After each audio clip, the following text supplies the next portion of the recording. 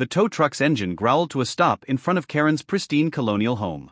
Hanging from its heavy chains was a bright blue porta-potty, swaying gently in the morning breeze. As the hydraulics whined and the portable toilet descended toward her award-winning rose garden, Karen burst through her front door. Her scream echoed down the entire street, causing neighbors to peek through their curtains. The porta-potty touched down with a soft thud right next to her prized American Beauty roses. And, as if on cue, the door creaked open in the wind, revealing the dark interior within. Let me back up. My name is David. 3 months ago, I bought a vacant lot in Oakwood Estates for my retirement ranch. I did everything by the book, permits, architects, even introduced myself at the HOA meeting. I thought the neighbors would be thrilled I was cleaning up an overgrown lot. I was wrong. I had caught the attention of Karen Petton.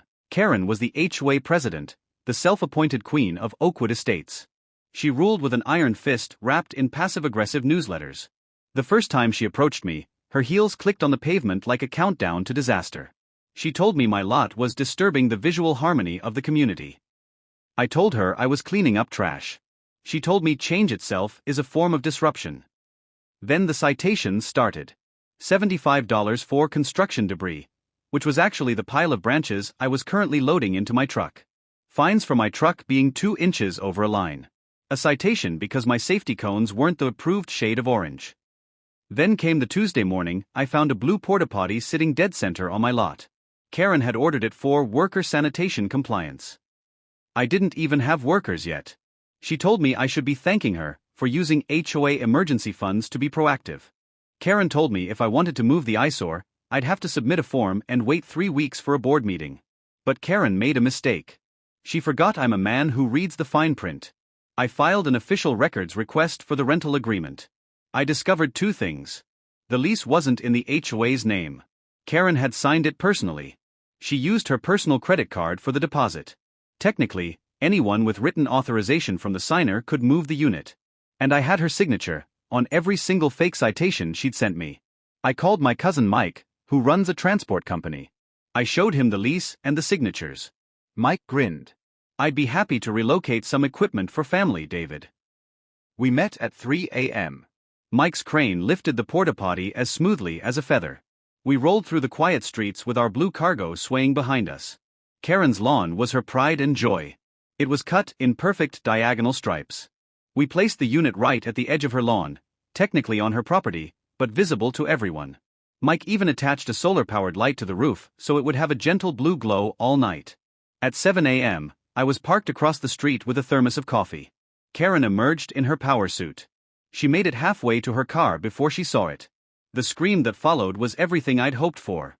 She called the police. She called the rental company. But the documentation was ironclad. The company told her, "You're the signer, ma'am. It's on your property. It's a civil matter."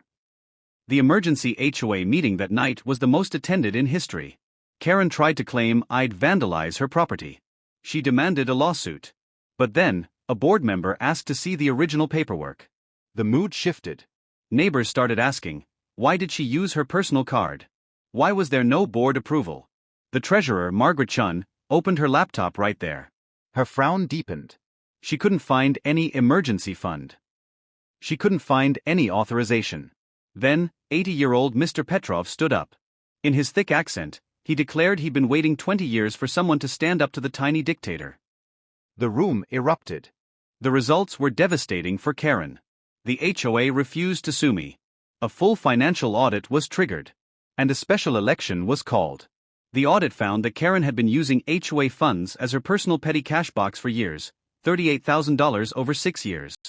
She was charged with embezzlement. The porta-potty stayed on her lawn for 17 days. She tried to push it off herself one night, and the neighbors filmed it. She finally had to pay $847 out of her own pocket to have it removed. Karen took a plea deal, 2 years probation and a lifetime ban from any HOA board. The day she was formally charged, I watched from my lot as the blue unit was finally towed away. She stood in her doorway, watching. I raised my coffee cup in a silent toast.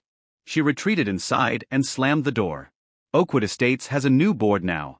The safety cones are whatever color we want, and the visual harmony has never been better.